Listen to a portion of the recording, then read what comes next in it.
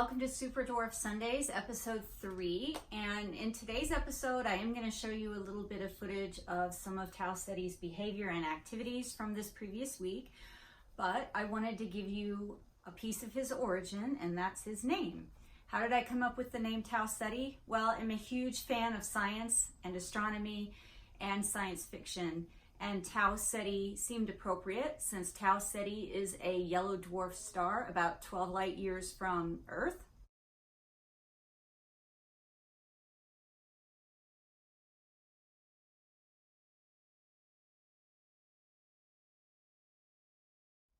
It's one of our closest neighbors, and since Tau Ceti is a super dwarf reticulated python, and in the photos that Garrett sent me, he had kind of a yellowish hue to him, but I understand his color is platinum.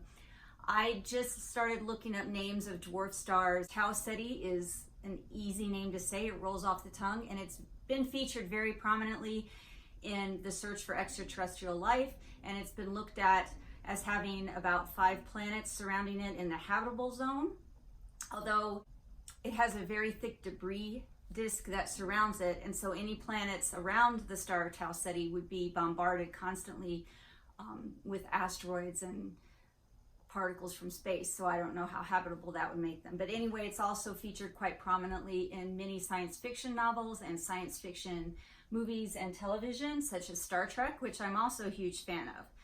Tau is also the 19th letter in the Greek alphabet, and Ceti in Greek means a serpent or snake or whale or large fish or sea monster, and that is where we get the name cetacean, which now is synonymous with whales.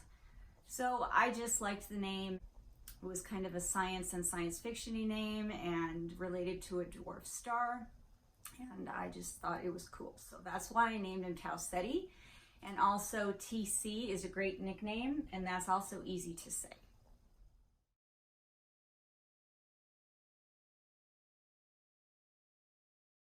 This previous week has been big for TC because he's been very, very active. He's now quite comfortable being around me.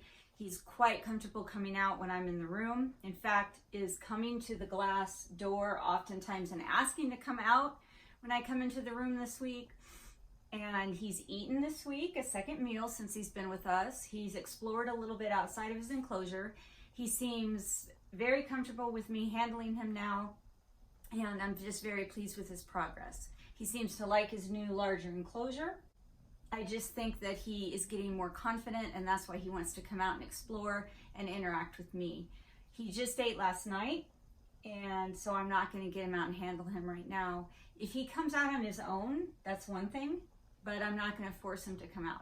In fact, this whole week I've not opened the enclosure and reached in and gotten him out. He's come out a lot, but he's come out on his own. I haven't had to reach in and look for him. He has come out almost every day this week on his own, and then when he's gone into areas that he shouldn't be, he's been fine with me picking him up. He hasn't missed a beat. I've picked him up and moved him to a safe location for him to move around in, and he's just kept going. He ate. He came out of his enclosure last night when I presented the target, and he kind of ate on this ledge, and then when he was done eating, he went back in, and he curled up right here by the door after several minutes of him pacing along the glass like he wanted back out. But since he just ate, I wanted him to rest, so he curled up right where he is now last night and slept there all night, and he slept there all day today, and he just woke up a few minutes ago.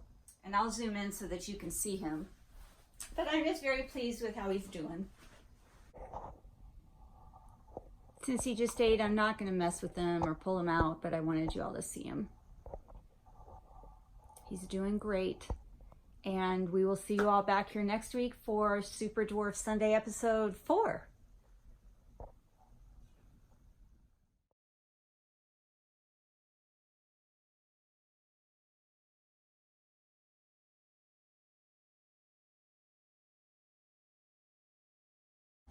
Hi TC, how are you doing today? I see that I have been working in here and you haven't hidden, and you've been out watching what I'm doing. That's really good. He's been here just 2 weeks and a day, and he's been out almost all day today on his perches or laying on top of things that are in his enclosure.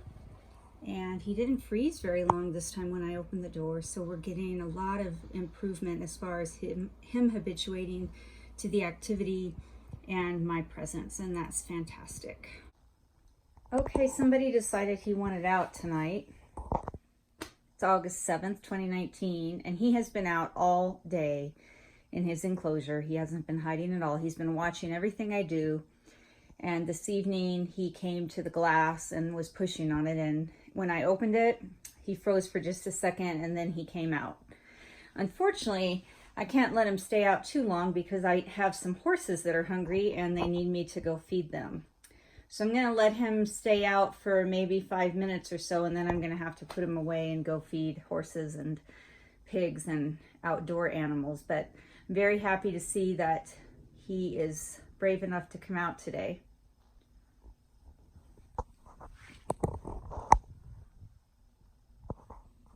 Hey, let's not go under that lamp, okay? Let's stay out here where I can see you. Thank you. Yeah.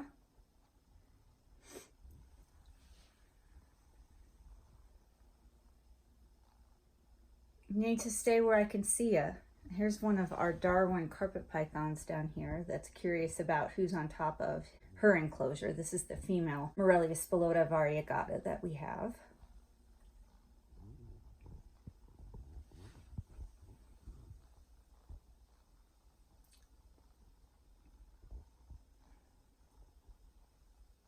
Tausetti, you picked a horrible time to want out.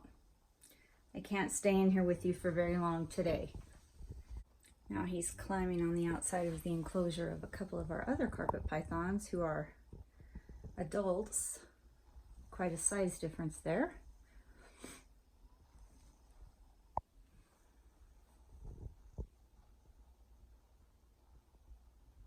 You're so pretty. Where are you going?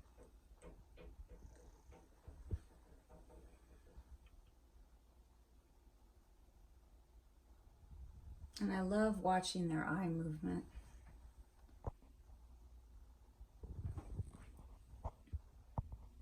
Let's not get tangled up in those wires, please. Thank you. You looking at those stuffed animals?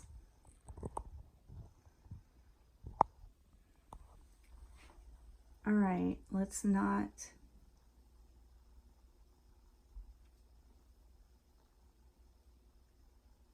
get tangled, okay? You're being silly. Yes, you're being very silly. How about we go back in and you come out after I'm done feeding the horses? Can we do that maybe? Huh?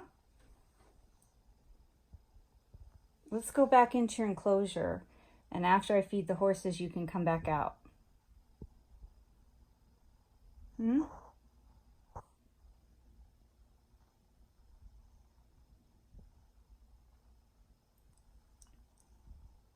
You're going the wrong way. There you go. That's a good boy, TC. Nice job, buddy. You can come back out again. Don't worry. This isn't a good time right now. I'll check in on you when I get done feeding out in the barn, okay? Good boy. Very proud of you.